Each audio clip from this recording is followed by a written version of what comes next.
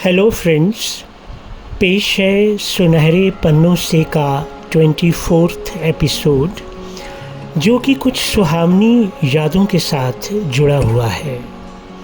साथियों, फिल्म की शूटिंग के वक्त बिहाइंड द सीन्स का नज़ारा कुछ और ही होता था, और वो भी जब अपनी आँखों देखी शूटिंग से रिलेटेड हो। यहाँ पर इतना बताना चाहता हूँ कि पहले की फिल्मों की शूटिंग के माहौल में एक अपनापन और अनेकता में एकता होती थी। कैमरामैन, लाइटमैन, मेकअप आर्टिस्ट्स वगैरह वगैरह इतने लोगों के होते, इतने बड़े बड़े स्टार्स का एक दूसरे से तालमेल और सहानुभूति की बात अगर की जाए तो वो आजकल के माहौल में नहीं मिलने वाली। ना ही फिल्म शूट के वक्त वो एंटायर स्टाफ का डेडिकेशन इन वर्क रहा है, और ना ही आज के स्टार्स में वो प्यार और स्नेह मिलता है। साथियों, आज के इस एपिसोड में मैं आपको अपने खुद का एक फ़िल्म के दौरान की गई शूटिंग की कुछ दिलचस्प बातें बताऊंगा। 1974 में बनी फिल्म रोटी बड़ी ही मज़ेदार और प्यारी फिल्म है। मनमोहन देसाई द्वारा डायरेक्ट की गई फिल्म की मेन कास्ट है राजेश खन्ना, मुमताज़, ओम प्रकाश, निरूपा रॉय और जगदीप। फिल्म की शूटिंग 80% कश्मीर स्थित पहलगाम में हुई है। 1974 के जून महीने की बात है। हर साल की तरह उस साल भी हम एक महीने के लिए पहलगाम में थे।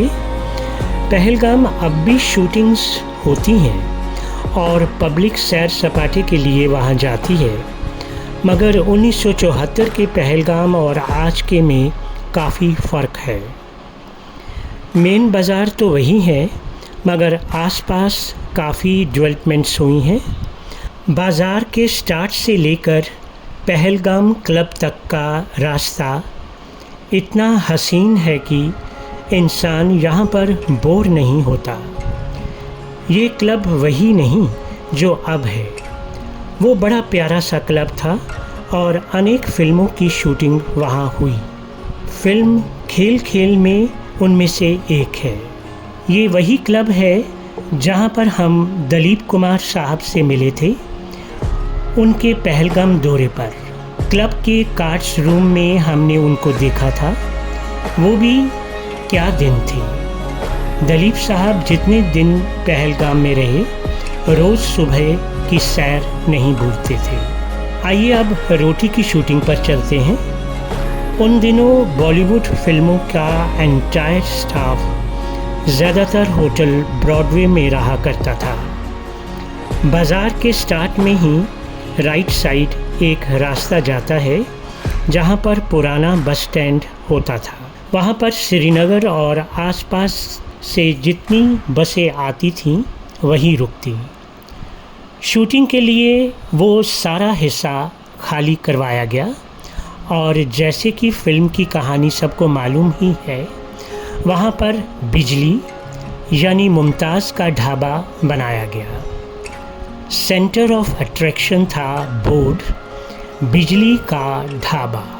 उस समय शूटिंग के time sound effects plus editing dead होने की वजह से शूटिंग देखने वालों को इतना पता भी नहीं चलता था और समझ भी नहीं आती थी कि सामने क्या हो रहा है। जैसे कि हमने उस समय जो डायलॉग्स मुमताज़ की ज़ुबानी सुने, जो वो अपने मुलाजिम से कहती है, वो है, सुन, ये घी अभी 5 साल और चलेगा।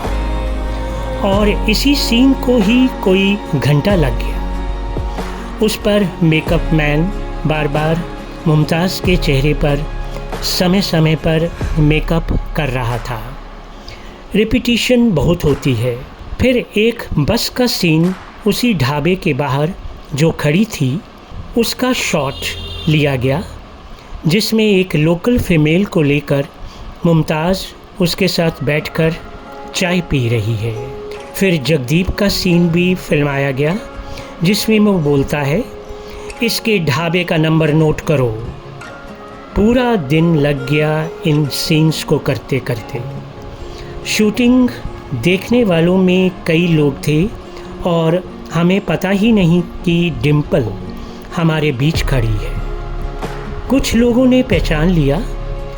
बॉबी रिलीज़ हुई थी 1973 में और अलग अलग शहरों में डिफरेंट टाइम्स पर लगी। इस वजह से किसी का ध्यान नहीं गया डिम्पल की तरफ। रोटी की यूनिट के साथ डिम्पल भी वहाँ आई थी और एक्टर जितेंद्र, जिसको हमने पहलगाम के बाज़ार में ओपन जीप में देखा ब्रॉडवे होटल से बाहर आते हुए। शूटिंग के वक्त हमारे समक्ष निरूपा रॉय और ओम प्रकाश भी बैठे थे, जो इतने कोऑपरेटिव और फ्रेंडली थे कि लगता नहीं था कि वो इतने बड़े बॉलीवुड स्टार्स हैं। ये एक्सपीरियंस मैं आपके साथ शेयर करके ये बताना चाहता हूँ कि पुराना माहौल और स्टार्स का बिहेवियर कैसा था, कि ओपन पब्लिक में भी कितनी कॉन्जीनियल एटमॉस्फेयर में काम किया जाता था आज के मुकाबले में। बस दोस्तों, आज के लिए इतना ही। अपने अगले एपिसोड में हम और भी ऐसी दिलचस्प बातें पुरानी फिल्मों और गीतों से संबंधित आपको बताएंगे। To get similar videos please subscribe to my channel, comment below and press the bell icon. I'll see you next time.